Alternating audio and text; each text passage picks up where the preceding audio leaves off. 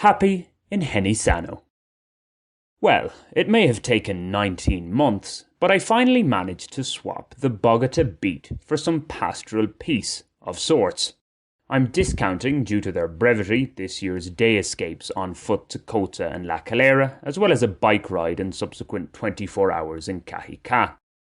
And like the last time I left the Colombian capital for a few nights, it was to the Boyacá department once again, the small, although big enough by Irish standards, market town of Jenesano and surrounds on this occasion, to be precise.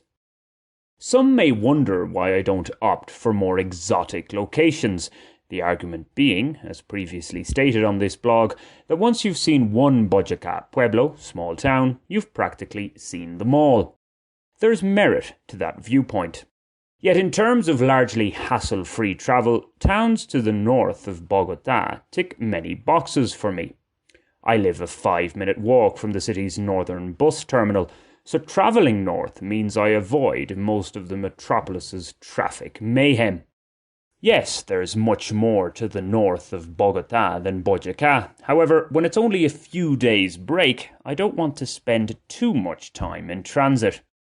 The reason I chose Jenesano was simply that a barrio buddy mentioned it to me. He's due to work in the town next year. At 2,100 metres above sea level, it's a little warmer than Bogota. Just a little, that is. It's certainly not tropical. Par for the course in these parts, rolling hills abound. Equally standard are dubiously domesticated dogs guarding every dwelling. Most are in the bark worse than bite category, but it's always a good idea to have a lump of a stick with you, just in case. Now why exactly this was so I'm not sure, but Jenesano was previously called Jenesano, after the Italian province of the same name, which translates as healthy people or healthy town. I must say, I didn't see anything that points to the locals here being healthier than other Colombians. Indeed, if the lads who were football training are anything to go by, they could do with consuming fewer arepas. For sure, the pace of life is certainly more relaxed and one would have fewer security concerns here compared to Bogota, but that's quite a low bar. What I tend to like about such agricultural towns with a mild climate is that the locals generally leave you to your own devices. I've observed that urban centres in Colombia's warmer lands often have a rough side to them. This may have something to do with the growth of a certain cash crop, that and the politics at play. So while I would have been quite content to do my own thing in Jenesano, a random encounter with an older couple in a tienda bar on my first night meant I got a whole different, more fulfilling experience. This couple and I were minding our own business until I ordered my second 850ml Club Colombia. Don't worry, poker, it was purely for the novelty factor of the new bottle size for this brand. It won't become a habit. The young bartender, bless her, asked me what part of the USA I was from. Of course, I told her that not everyone who speaks English accented Spanish is from the US. When I asked her to guess where I'm from, the couple took an interest. Thus began my friendship with Jenesano blow-in Jose, he's from San Juan de Rio Seco in Cundinamarca originally, and his local wife, Lucila. They told me about their finca, farm if you will, on the hills outside the town and invited me to go up the next day. They were set to dig up and bag their aracacha harvest. Aracacha, or racacha as it's also called, is a root vegetable, kind of like yuca, but with a yellowish colour and, as far as I'm concerned, a much better taste. I postponed my half-plan to walk to the nearby Ramariquí and accepted the couple's invite. I wasn't there to make up the numbers either.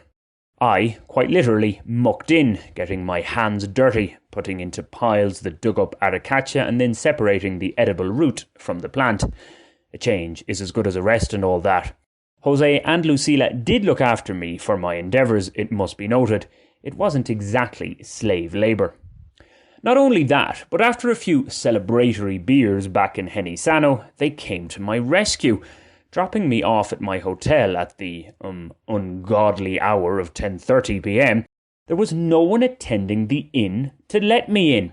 Shame on you, Hotel El Palacio. After waiting in vain for a few minutes, the friendly couple brought me back to their house and gave me a bed, a very comfortable one at that, for the night. You see, sometimes it is good to befriend the locals. The 5-kilometre wander to the slightly higher, about 200 metres to be more exact, and slightly bigger Ramariki did take place the next day. Pleasantly surprisingly, there was a scarcity of annoying dogs en route. While I only passed the afternoon in the town, it does seem to have a nice vibe to it. It also has decent and reasonably priced coffee from a number of cafes on its quaint main square, always a major plus point that. For those looking to work up more of a sweat, there's a decent trek up to a chapel to the southeast that offers a landscape view of both Ramariki and Jenesano, as well as Cienega to the northeast, about 6 kilometres further on from Ramariki. For my last day in Jenesano, I returned to Jose and Lucila's farm to pick up some aracacha to bring back to Bogota with me. See, it wasn't a rootless journey. The couple then drove me to Tunja, Boyaca's capital city, where they had a few messages to run. I accompanied them for the afternoon before they dropped me off at the bus terminal. The random things that can happen when you escape the monotony and explore pastures new, eh? The next adventure can't come quick enough.